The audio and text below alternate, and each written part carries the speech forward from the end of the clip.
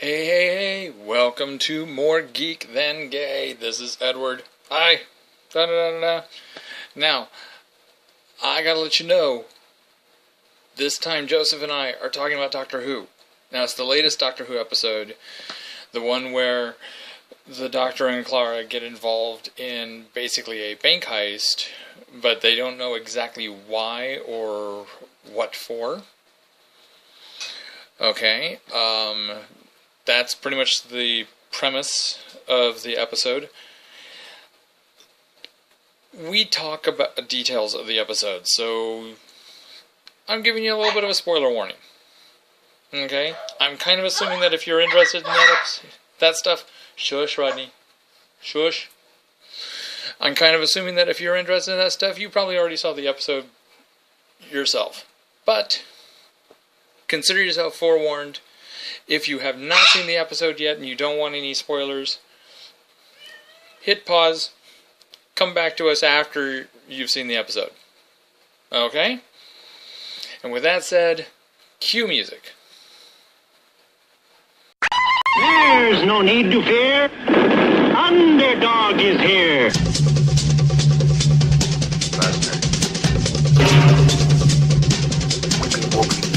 Tiny whiny stuff.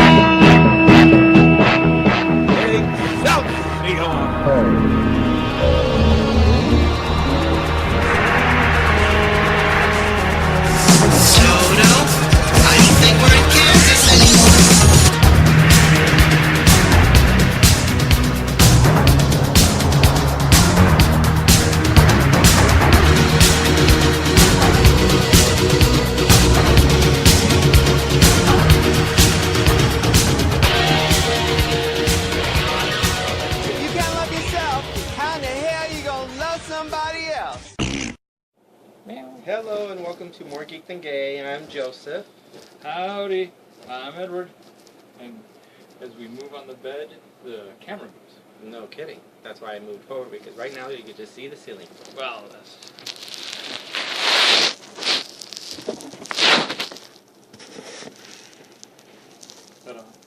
Okay. A little bit better. So... We caught up on TV shows. So we decided that we're going to do... We caught up on 3 TV shows. So we'll do... Since we're doing a daily thing now, you'll have 1 TV show per episode. So let's get up to the latest and greatest that just happened yesterday. So it's Doctor Who. Doctor Who. Doctor Who. Woo! So what'd you think? Doctor Woo! God, I'm just going to sound like I'm being hard on it, but I can't even figure out really what I didn't like about it. I just didn't... It didn't do anything for me. It wasn't bad, it just wasn't... It wasn't interesting. Do you think it was a build-up episode?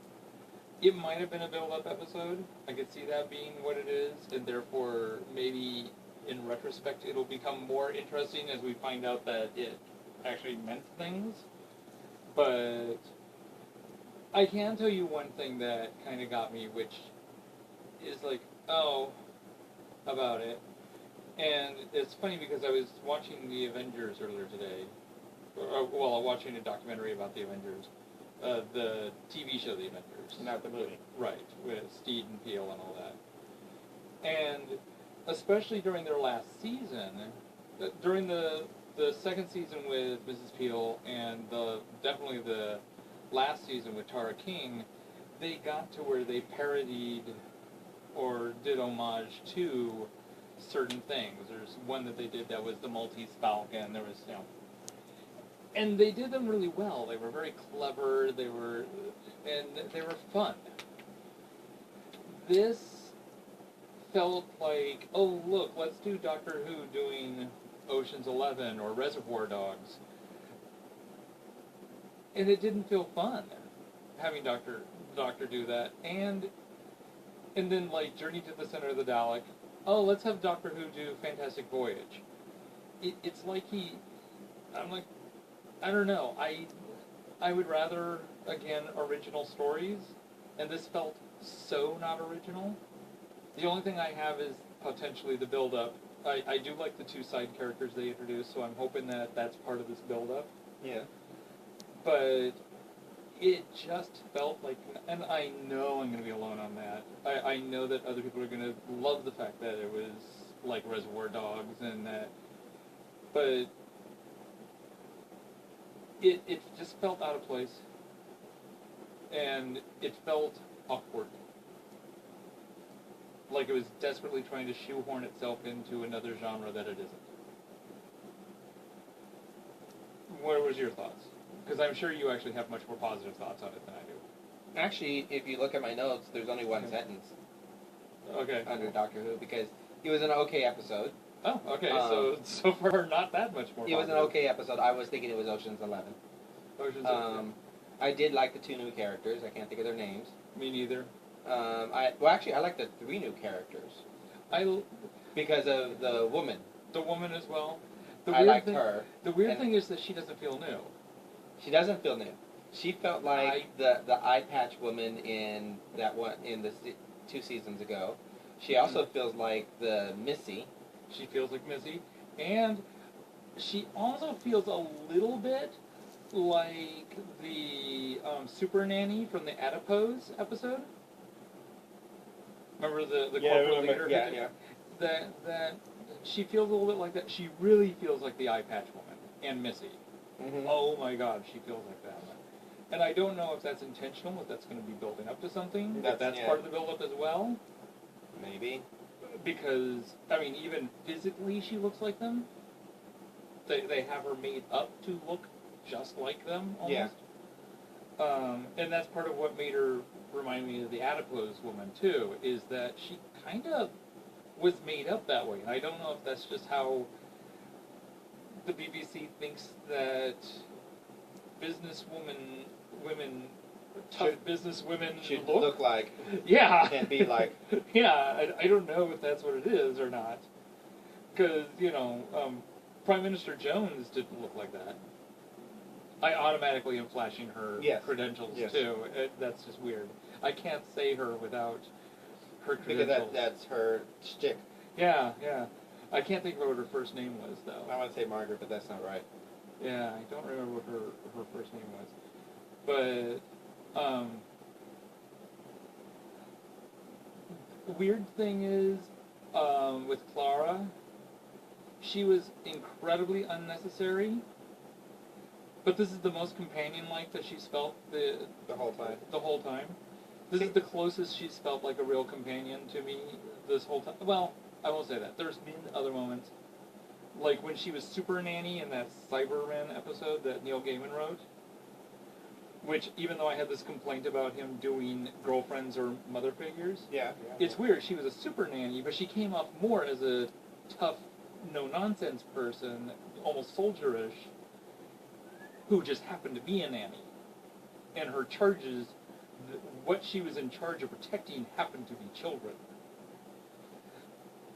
And so that one came out better, in my opinion, even though she was really being super nanny there. She just acted like a regular companion here. I mean, almost to the point of, like Tom Baker said, where he didn't need a companion. She could have been not in the episode, and I don't think anyone would have noticed. Yeah. I don't think she really contributed anything. The one issue I had was the Beast or the Enforcer or something like that. Mm-hmm. It's like, really? I mean, it was nice and sweet, he's doing this, he's stuck because he's basically in servitude to them because they have his mate captured and do we have to, before you finish your sentence, do we have to say spoilers? Well, if they're going to watch this, they should have stopped this when we said we're talking about Doctor Who. Oh, okay. You can do spoilers in the description. Oh, okay. That'll work. Okay, so continue. So, hey, it's a captive mate, and then they go walking off in the sunset. That was my only issue with the episode, because it seemed contrived. For me, when they revealed the mate, it was the only thing that saved the plot line for me. Of the teller, as they called him. Mm-hmm. Because I couldn't understand the entire time. I'm like going, this is so incredibly stupid. You have a creature here that reads minds. No one else can read the minds and find guilt. It's the only one that can read minds and find guilt. Oh, and by the way, it eats those things too. So why wouldn't it just pinpoint whoever it wanted to because it's hungry? You have no reason to trust what it's saying. It could just be hungry.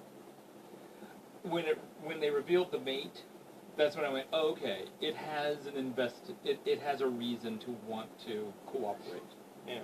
So that made that work for me, because prior to that, I was all like just going, interesting looking creature does not work for me, motivation wise and all, and why anyone would trust it.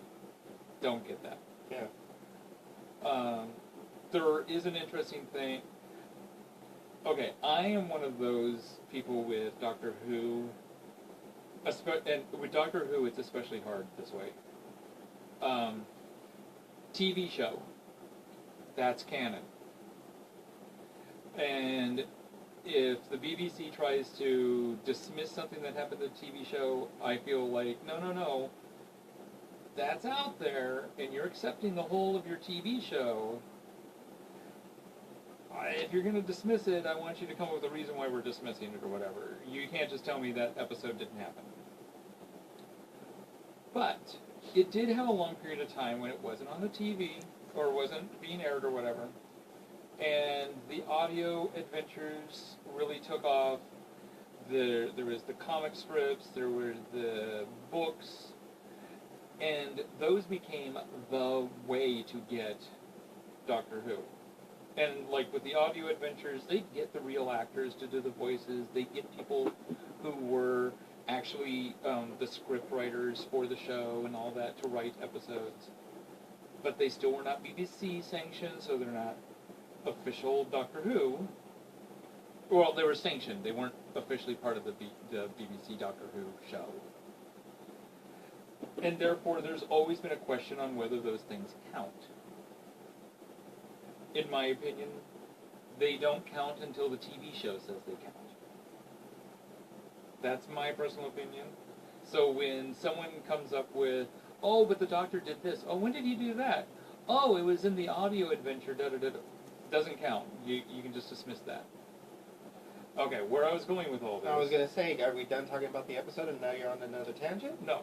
Where I was going with this is that recently with Moffat appears to be familiar with the other things.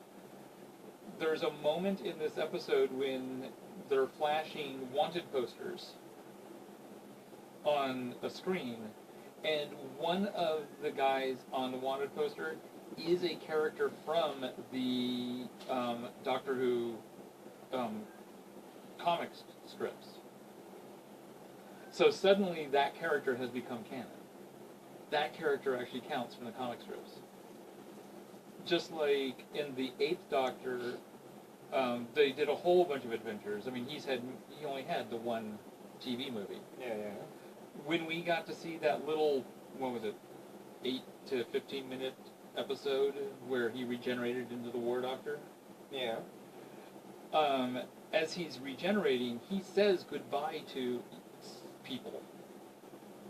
Well, he's only got 2 people he could say goodbye to, if you go by my typical standard. But he said goodbye to people who he had adventured with in the books, people he had adventured with in the audio series. Suddenly they are now canon. Now, I'm not saying that I think those adventures are canon, but suddenly those characters actually do exist. And I'm really curious to see what BBC Doctor Who is going to say those characters do, if they ever address that. And this other character that was flashed on the screen, oh, well, he's canon now. I wonder if they're ever going to do anything with him, or if we're supposed to just accept that his adventures are canon, which I don't think is the case. And Star Trek's a good example of that, because Star Trek states that the animated series is not canon. they borrow things from the animated series, and they did that all the time. But we were still not supposed to take that the adventures from the animated series actually happened. Only information that they decided to take from the animated series could we get as canon. So, suddenly, oh, there is this other alien species. Oh no, it never served on the Enterprise before. That's not canon because that's what was in the episode. But there is this other alien species. They've mentioned it, they've talked about it. It exists. But the cartoon series is still not canon. So I'm using that type of thinking in this, and that's how come I go, I don't know if the adventures that they had in the script or in the audio adventures are canon. But now at least the character truly exists in the Doctor Who universe. And I thought that was interesting. But that's something that only, diehard Whovians will notice. You wouldn't have noticed if Delish didn't say anything. That is true. He's the one that brought it in, but when he pointed it out and then they scrolled it, I actually thought I saw another one. I thought I saw two characters scroll across that looked like from the strip. But I'm not as familiar with the comic strip as, really anything. So I can't tell for sure. I'm not even sure why I would think that another one looked familiar. But another one looked familiar to me. And it just flashed. So, who knows? Actually, Robert would probably be the one. Well, no, he does the audiobook stuff. Yeah. Yeah, he's the audio expert. So, the two new characters that they introduced. I like the girl better than the guy. See, I like the guy better. I liked his concept better. The girl, I didn't like her concept as much.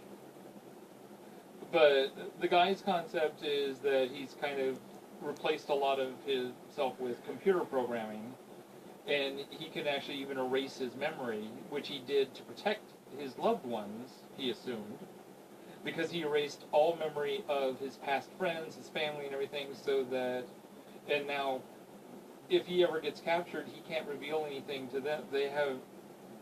They're safe. They're not a threat. They have nothing, yeah. Yeah, because there's leverage against him. Nothing to leverage against him, and nothing that he could reveal that would endanger them. So, of course, that's also just what he assumes, because he doesn't know. He just knows he doesn't have them in his life anymore. He doesn't know for sure why, because he erased that. And I thought he was a little bit interesting. Especially the fact that there was a kind of sadness to him of the idea that he knew he had cut himself off from everybody. The girl, I really liked her personality. I liked her character. She was kind of a, for lack of a better word, we'll say a metamorph. She could change into a copy. Whoever she touched. Whoever she touched. And that kind of made her lonely as well. And I really liked her spunky personality. It's just, I'm not a big fan of... Odo on Deep Space Nine is a rare exception. And Maya from Space 1999 a little bit. I'm not a big fan of metamorph characters on TV shows. I think that they're a little gimmicky. It's a little too easy to write a solution for them. That's how come I didn't like her. That means you don't like Mystique? Mystique in comic books, everybody has like a weird gimmicky thing, so that's okay. And Mystique in the movies, she doesn't do anything near like what she does in the comic books. And again, she's also surrounded by a whole bunch of people who also have fantastic powers. So it's not as big of a deal. But a lot of times, she's a metamorph. No one else really had that ability around her. And that seems to be something that happens a lot of times in TV shows when they include a metamorph. I mean, Space 1989. Maya was the only one. Deep Space Nine. Odo was the only one until we found the rest of his people. For some reason, they kind of worked. Odo definitely really worked. Especially once we found the rest of his people. But I just find them tricky to make them actually a challenge character. But now, what did they indicate the next episode was going to be? I don't remember. It has Mr. Pink. Yeah. Oh, Clara is getting tired and worn out from going doctor to pink, and that's it. Oh, okay, that's right. But, and with the two new characters, we left them in a way that, I mean, he gave them his phone number. Yeah. So, so we definitely, I'm fairly certain we are definitely going to see them again. We shall see. We have that whole new Doctor Who thing where at the end of the season everything was one big long story arc and everybody has to appear who's ever appeared in the during the season into one big thing. So I had this feeling that that's what's going to happen, that at least they're going to show up there. But any other observations? The only thing I wrote down was that the fact that the doctor stated that whoever the architect is, he doesn't like that person. And it turns out he was the architect, which means so the doctor doesn't like himself. Well, and as he was describing the architect, he was describing himself, and he was describing himself in a way that I believe he's even used before to describe himself. Cleverest person in the room, blah blah blah, whatever. Remember the one episode with Amy and Rory, and they had to figure out which reality was the dream and which reality was. And remember the Dream Master, or whatever he was, that was also the Doctor, and it was revealed that he hated himself at that moment too. So I don't know where he's gotten this whole self-loathing thing. I kind of would have thought that he got over it once they brought back Gallifrey. Because I figured, well, maybe he got the self-loathing because of the things he had to do during the war. But, well, now he's brought back Gallifrey, and a lot of the bad things that happened during the war, he's undone. Yeah. So he's gone back and saved the day. I don't know why he would still hate himself. It was nice to see another episode with Clara in it where no one's revealing the day that she's going to die. And she goes, no. It was nice to see that didn't happen. But, and I really like his character. I like the conniving nature that he did with the architect and all that, to find out that he was being absolutely this manipulative. Yeah.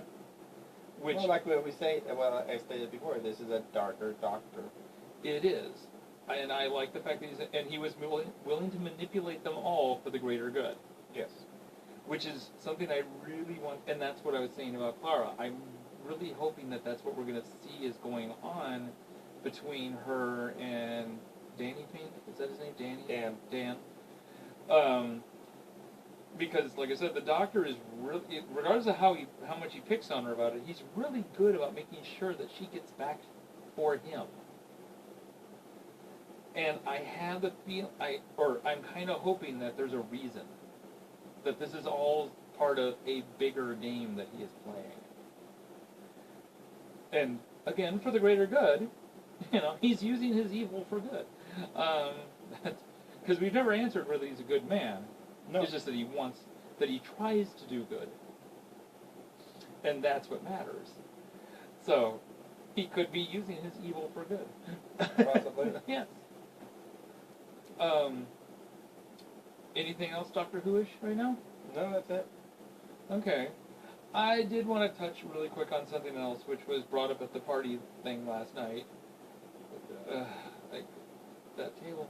Nothing wrong with that table. One person at that table who kept on bringing conversations back to being about himself, even when no one was talking to him. But I think I know who you're talking about. Yeah.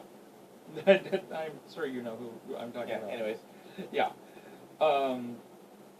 There's a whole thing on Facebook about drag queens potentially being taken off of Facebook. Because they don't use their room. And it's not necessarily drag queens. It's not necessarily drag queens. Drag queens are the ones that I first saw coming up with and they seem to be kind of spearheading the fight on at least one side. But it also would be people who are like in transition or whatever, or have transitioned, you know. Not necessarily either. There's a whole bunch of people, to be totally honest. The LGBT community, many people in the LGBT community are saying that they are the ones that are being primarily targeted because of the drag queens, because of the transitioning people, because of identity, you know. Not necessarily either. I agree. I don't think that's not necessarily either. And that's what I was going to ask you is, what is your opinion on this whole thing? I think it's just a big hullabaloo, and that Facebook is not actually doing it, that it's an urban legend. Kind of like when they were, what was it, a year or two ago, when they said, all of a sudden the rumor came out that Facebook was going to charge. Oh, that's true. That's true. See, me, I actually think it's perfectly true. I also don't think it's what people say it is, because I remember 2 years ago when Facebook made a big deal all of a sudden about people who had Facebook pages for their pets. And I know people who lost Facebook pages for their pets. Facebook has always stated, you get one account with them. And it has to be you. And, I mean, they state things. If you want to do something else, you can make a fan page or whatever. They're not like Twitter that's like, go ahead and pretend to be Lex Luthor if you want to. No. Lex Luthor is not supposed to have an account on Facebook. It's supposed to be real people. And the fact that it's just now coming up now, I find interesting that I'm like, well, you didn't pay attention when it was happening before. Okay.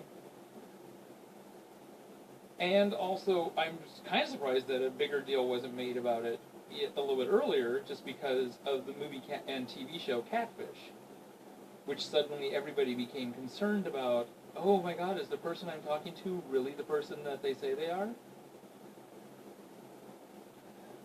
And that's, in theory, what Facebook is trying to avoid. It's trying to make sure that people are who they say they are. I know of people who have multiple Facebook pages, not because of because they're an entertainer or because they're transitioning, because of the Facebook games. Because there are Facebook games that you need to have your friends help you on a level. That's true. I know of a few people who have 3 to 4 different names just because of the Facebook games. Mm-hmm. I think Facebook officially frowns on that too. Yes, I know, but I'm just saying. So Yeah. And they are straight. Yeah. Well, one isn't, but they are straight. I know people who do that too. I know people who have, instead of using their real name, use their nickname. Mm-hmm. My brother, for instance. Yeah. You're not gonna find my brother with his name. Right. He uses his name. He uses his nickname that he's had since he was in the Air Force back in the early '90s. See, I mean, I've been playing devil's advocate with this for a lot because people will bitch about it and they're not paying attention to the fact that I'm like, it's right there in black and white in their rules. Okay? And this is no big surprise that they're doing this. But at the same time, if I were Facebook, I would not be feeling comfortable making a decision one way or the other. You've got 2 accounts. I wasn't going to reveal that. I'm just saying, you have 2 accounts. So which one will you get rid of? Well, I would get rid of the one I'm not using so much. So even though that's your real name. Even though that's my well, this was my real. They're both my real name. Not the way you stated. The one I use mostly is the way I state it. The one that I'd be getting rid of is the one that would be, yeah. But I do think that nowadays, with identity being such a big issue, not just the idea, are you talking to the person you think you are, but, hey, we've been fighting hard for people to be able to identify however they wish to identify. There's the flip side of that, too. I don't think that Facebook is in an enviable position having to try to figure out which side they're going to do. Because if they change their policy, well, then they're saying that I can see people then arguing, oh, you're all for people lying about who they are on Facebook, which is not what that's saying. But that's what they've been stating that they've been avoiding. So I wouldn't want to do it. I wouldn't want to deal with it. Personally, I like Twitter's policy, but Twitter set it up that way. Facebook has always been not like that. Twitter, you can have as many accounts as you want to, and you can call yourself Rumpelstiltskin if you wanted to. Unless you tweet too much. Unless you tweet too much. And then you get put on, Yeah. But, I mean, if I wanted to be John Barrowman, I could be John Barrowman. John Barrowman has the real John, because you can do a verified account. Well, they will verify that you are the real person. But I could be John Barrowman if I wanted to. Whatever. And I would probably go more that route with Facebook. But Facebook is a little bit bigger also. There's more direct advertising going on there. They have more money directly involved with the people using it at stake. So I could kind of see, again, their problem. So I was just kind of curious what your opinion was on the whole Facebook name. Like I said, I think it's an urban legend that it's not real. That these accounts, that people are screaming that my account's going to be deleted, blah, blah, and they make... The only good thing I can see out of this is they're forcing people who created a separate account for their entertainer name, forcing them to make them a page, an entertainer page. A fan page. A fan page, which is what I always stated should be done from the beginning. You use your name, you use your real name as the Facebook page, and then if you are an entertainer, make a fan page. I agree, but I will tell you the counter-argument that was presented to me regarding that is that fan pages don't get put on your feed the same way as a person's page does, as an actual personal page does. Really? I personally think that that's a little bit BS, but a lot of because I see those just as often as I see fan. And something about the limited. Oh well, yeah. When you make a fan page, people still have to join the fan page. Yeah. So you can't necessarily get your fan page blasted out to everybody who's on your friends list. Well, that's just your fault for not doing this. That's all you. If you have a fan page and you want your friends to be your friends from your name to be on that fan page, then invite them. I understand. Go through your friends list and invite. I agree. And if you're too lazy to do that, then don't have so many damn friends. I agree. I'm letting you know the counter argument that was presented to me. It's a dumb counter argument. I argued against it, and also they were talking about that, and I'm like going, you know what? They have pretty easy to figure out algorithms for how they post things anyway. And if you don't play games with how you're doing things, if you just go on there and make comments and stuff, the algorithms pretty much play nice and straightforward. So you can actually make the page do whatever you wanted to if you pay attention to how the algorithms work. So I agree with you on the fan page thing, but there are those who are against the fan page thing because it doesn't have the same reach in the same way as a personal page. Yeah, it does. Well, and you can get people who aren't on your friends list to join a fans page. Yeah. Without them having access to you as your friend. Yeah. And the so there's a perfect counter to that it makes it toward the fan page is even better. Because they won't find out your real name.